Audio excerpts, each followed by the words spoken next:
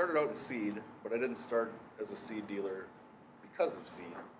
I actually got interested in Vita, a nitrogen fixing biological, and I kind of geeked out on that, and I thought that was a great way to bring a different value set to growers instead of being just the 12th seed dealer on the block, I guess. And I had some success with Invita, some failures, but like a lot of you have probably experienced with biologicals, it's just not all that consistent, but I liked where it was going. I feel like the industry is heading that way anyway. The powers that be are steering us toward more sustainable, focusing more on biology than just chemistry. Led me to ignoring Dan's emails for just about 3 months. That could have been costly. Could have been, Yeah. it was costly. Yeah. But anyway, I like geeking out on that stuff. And I haven't seen consistent results with it like Chris here has, but in my area we've got really good ground, we've got high organic matter, high CEC, fertility up the wazoo. That's where I say that acre is where it doesn't quite fit, is where you got guys that are handing their soil test over to CHS and saying, tell me what to put on.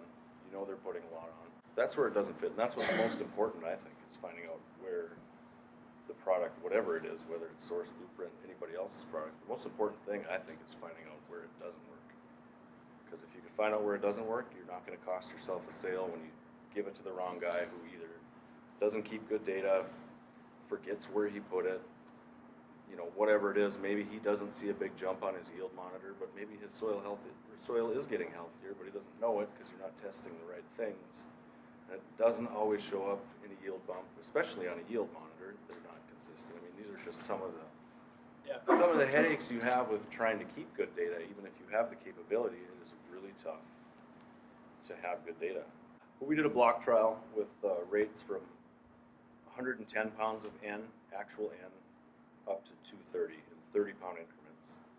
And it's about as scientific as you can get it on a large-scale farm, which, again, gets tricky. But somebody that was here made the map for me, actually. So there's split a 40-acre field in half. Half of it had 25 blocks at varying rates, just randomized. The other half had 25 as well. Half the field had Source and Blueprint. The other half did not. It was a lot to test in one sitting, but at the end of the day, the most economical rate was 110 pounds of nitrogen. Anything above that, you didn't lose yield until you got above 200, but you started going backwards after 200. You can start to see it. But the plateau happened at 110. Anything above that, you really didn't make any more money. And this is northern Minnesota, probably 170 bushel corn country, Yeah. Shorter day corn. In Minnesota, where University of Minnesota just did a study, it's a little old news now, but in 2024 they found the top 20% farms in profitability use the least amount of fertility.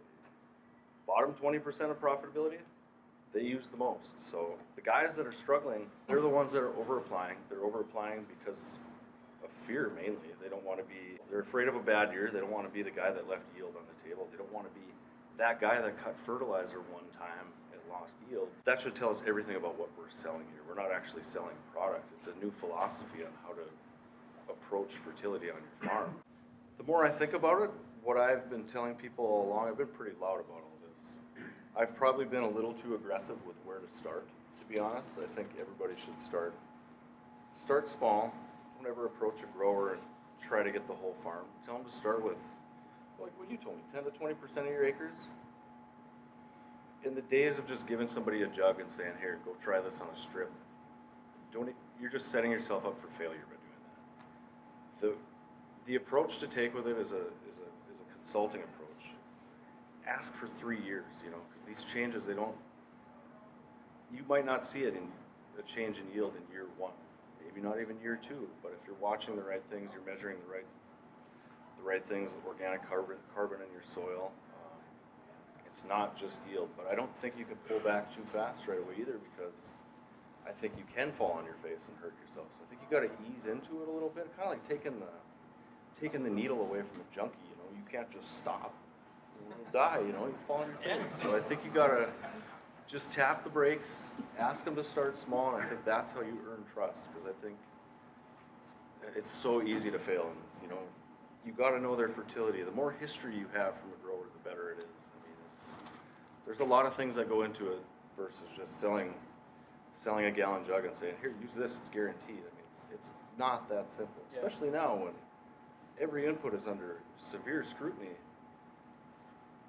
And the biggest pie is fertility. That's the only place you can cut. Your seed is fixed. Your land rent is probably what you might renegotiate, what, $10 an acre? Well, whoop-de-doo, you know? I mean, fertility is the one lever you got to pull, but we're all scared to pull it because most of us, a lot of us, hand our soil tests over to the co-op or to a crop consultant who, they've got an economic interest in keeping things the same. Like, and why would they take risk on reducing a grower's fertility when they aren't sure that it's going to work, and it's their career on the line, and they've built 20, 30, 40-year careers on the backs of this stuff. And it's not to be all conspiracy theory on it either. It's just, it's the way it is. Change is hard, and it's not, agriculture is one of the toughest places to get people to change. My focus is on wheat. I'm doing the same thing on wheat. I started cutting, we cut pretty heavily in 2025 on wheat. We had the best crop we've ever had on 10 inches of rain, mind you, which rain makes grain, but this was 90 plus bushel wheat on very limited rainfall, less fertility than we've put out ever. So there's something there. It's just, you know, you're taking the risk on your own. You don't have that backstop like a lot of guys will in a lot of areas. But it's, again, tread lightly. Don't bet the farm on it, and you'll be fine. You know. But Yeah. it's the best way to get a guy to see it. And what I tell everybody is just find two fields close to each other, hopefully like a mile apart or less. Most guys have that. Do one standard practice. Hopefully these fields have a historical, you know, similarities where they run the same. On field B, just run my program, start at that 25, or maybe if you're doing source and blueprint 35, whatever it is. Start small, compare, see where you're at. And from there, go out and do your root digs and show them that it's working in the field. And that's how you get guys to convert. It's not the fun way to make big sales right away, but it's a long-term game, and I think the long-term game is what wins in this. Yep. Adam, did you have blueprint on that wheat? Blueprint was on all the wheat except 80 acres, yeah. And the root differences in that were pretty substantial.